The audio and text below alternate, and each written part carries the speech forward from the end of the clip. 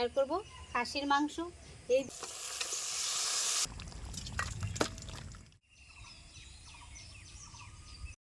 নমস্কার দর্শক বন্ধুরা, আমাদের রান্নাঘরে সবাইকে অনেক অনেক স্বাগত। আবারও আমি চলে আসলাম রান্নাঘরে। আজকে আমি আপনাদের সঙ্গে শেয়ার করব খাসির মাংস। এই দেখুন বন্ধুরা, খাসির মাংস এনেছি। এখন আমি খাসির মাংসগুলিকে ভালো করে ধুয়ে নেব, আর আপনারা সঙ্গে থেকে দেখবেন, খুব ভালো লাগবে।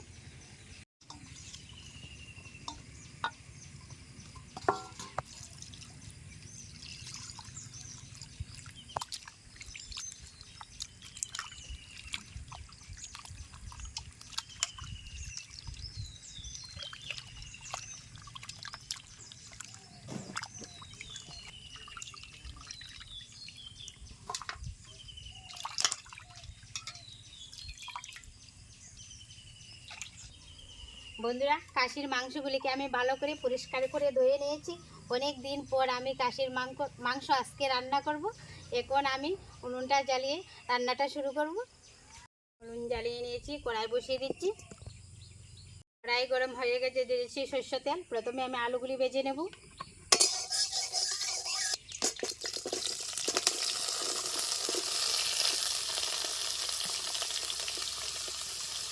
হলুদ গুঁড়ো, লবণ,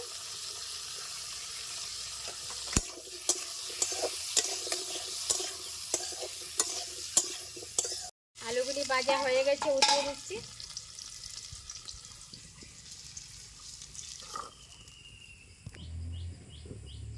আবারও আমি দিয়ে দিচ্ছি সরষে তেল।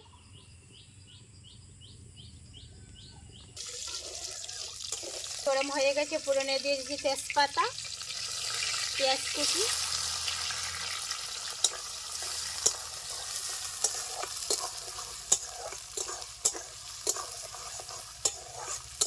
পেঁয়াজটা ভাজা ভাজা হয়ে আসছে, দিয়ে দিচ্ছি বাটা মশলা, আদা, রসুন, কাঁচা লঙ্কা, পেঁয়াজ কুচি একসাথে বাটা দিয়ে দিচ্ছি।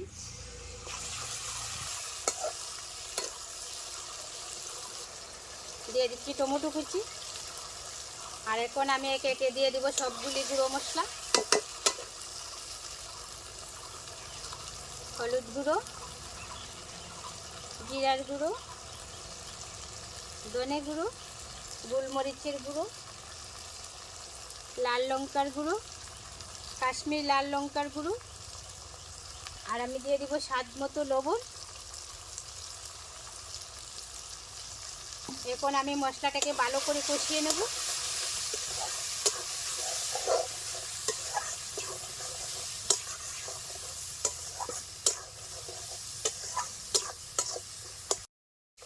মশলাগুলিকে আমি ভালো করে কষিয়ে নিয়েছি। এবার আমি দিয়ে দিব মাংসগুলি।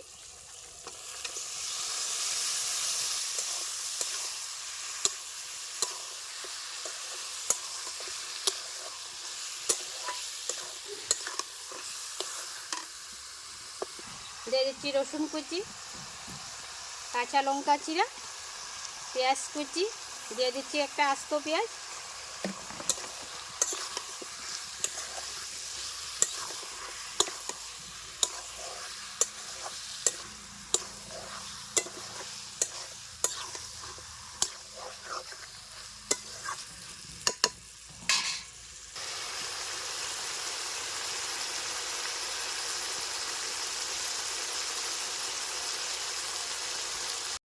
দিয়ে দিচ্ছি একটুখানি বাটা।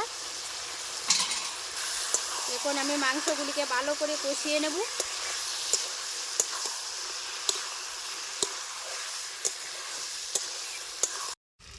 মাংসগুলিকে আমি ভালো করে কষিয়ে নিয়েছি। এবার আমি দিয়ে দিব জল।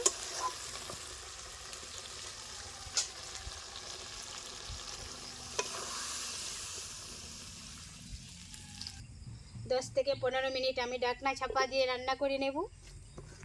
ফিরে এলাম, ঢাকনাটা উঠিয়ে দেখি মাংসগুলি সিদ্ধ হয়ে গেছে কি না। মাংসগুলি সিদ্ধ এখন পর্যন্ত হয়নি, আর একটু সময় বাকি রয়েছে। এখন আমি দিয়ে দেবো ভেজে রাখা আলু।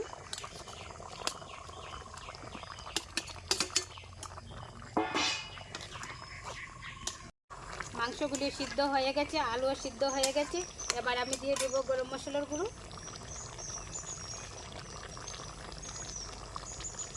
আর আমি দিয়ে দিচ্ছি ধনেপাতা কুচি। একবার নামিয়ে নিচ্ছি।